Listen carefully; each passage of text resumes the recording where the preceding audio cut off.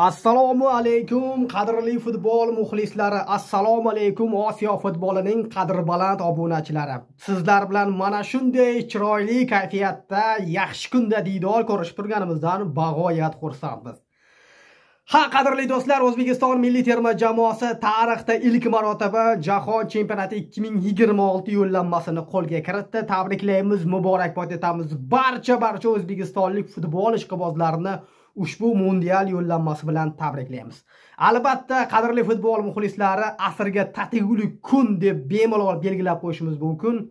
2025-yil. Yo'q, 2025 emas. 21-asr 2025-yil 6-oy 5-iyun sanasida O'zbekiston milliy terma jamoasi tarixda ilk marotaba Jahon chempionati 2026 yo'llanmasini qo'lga kiritdi. Ushbu g'alaba bilan, ushbu mundial bilan barcha ishqibozlarni tabriklaymiz, muborakbod etamiz. Mana bo'lar ekan piyozdan yoki baqalajondan kompot qilsa yoki sok qilib tayyorlab ichsa. Ha, qadrli futbol muxlislari, keling tan olaylik, bundan 3 kun yoki 1 hafta yoki 10 kun, 1 oy oldin biz nimalar bo'ladi, O'zbekiston terma jamoasi mundialga chiqa oladimi degan savollar bilan hatto ba'zi bir ashaddiy futbol muxlislari kechasilari uyg'onib ham bu savolni o'ziga o'zi berayotgan edi.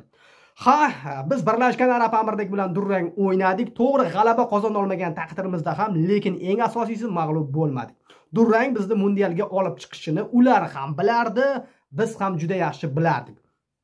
Va yakunda qadrli futbol muxlislari, biz Jahon chempionati yo'llanmasini qo'lga kiritdik. Gapsiz bo'lishi mumkin emas. Yaponiya, Eron va O'zbekiston terma jamoalari Jahon chempionati 2026 da hozircha ishtirok etishadi. Qolgan o'yinlar ham bugun va ertaga bo'lib o'tadi va eng muhimi, O'zbekiston terma jamoasi yo'llanmani qo'lga kiritdi. Ushbu yo'llanma bilan, ushbu g'alaba bilan barchani tabriklaymiz. Darvoqe, qadrli do'stlar, bugungi Arafa bayrami, xalqaro musulmonlar bayrami, Qurbon hayit bayrami kirib kelayotgani munosabati bilan barcha musulmon do'stlarimizni, aka-uka, opa-singillarimizni tabriklaymiz. Kelasi yil ham barchamiz bir-birimizni mana shunday diydor ko'rishib, tabriklash, mana shunday chiroyli bayramlarni bir-birimizni ko'rish nasib etsin. Ha, qo'shaloq bayram, qadrli futbol muxlislari, O'zbekiston milliy terma jamoasi Jahon chempionatiga chiqdi. Ertaga esa bemalol qurbonlik qilib, O'zbekiston milliy terma jamoasi uchun ham albatta hayit ayyomlarini yaxshi o'tkazib olsak bemalol bo'ladi.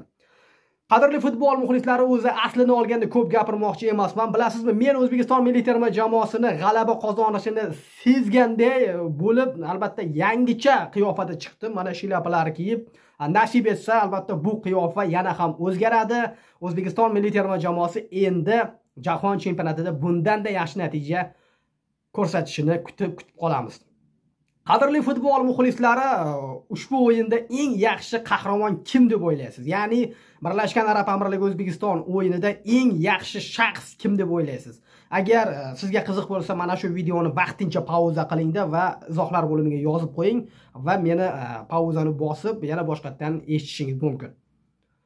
Shaxsan men uchun ushbu o'yinda eng yaxshi o'yinchi deb bu darvozabonimiz O'tkir Yusupovni deb topdim. Haqiqatan O'tkir Yusupov juda ham qiyin vaziyatda terma jamoaga yordam berdi. Bu degani boshqa futbolchilar yaxshi o'ynay olmadi demoqchi emasman.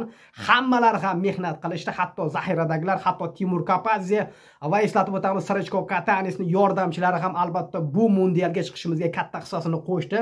Katanis betobligi uchun milliy terma jamoani tark etdi va uning yordamchilari Vlador Radmanovich va Chex degan murabbiylar Kapadze bilan birgalikda ushbu Jahon chempionatiga o'z hissalarini qo'shdi. Qadrli futbol muxlislari, bizda hammasi joyida. Endi O'zbekiston milliy terma jamoasi O'zbekiston xalqini tabriklaymiz. G'alaba muborak bo'lsin. Eslatib o'tamiz, 5 kundan so'ng biz Toshkentda Qatar terma jamoasini bemalol kutib olamiz. Eng qizig'i, bilasizmi, qadrli futbol muxlislari, Qatarni yana bir bor mag'lubiyatga uchratamiz. Men ko'zim yetmoqda, inshaalloh ishonmoqdaman. O'zbekiston milliy terma jamoasi Qatarni 3-0 hisobida o'z uyimizda Toshkentda tor-mor etamiz.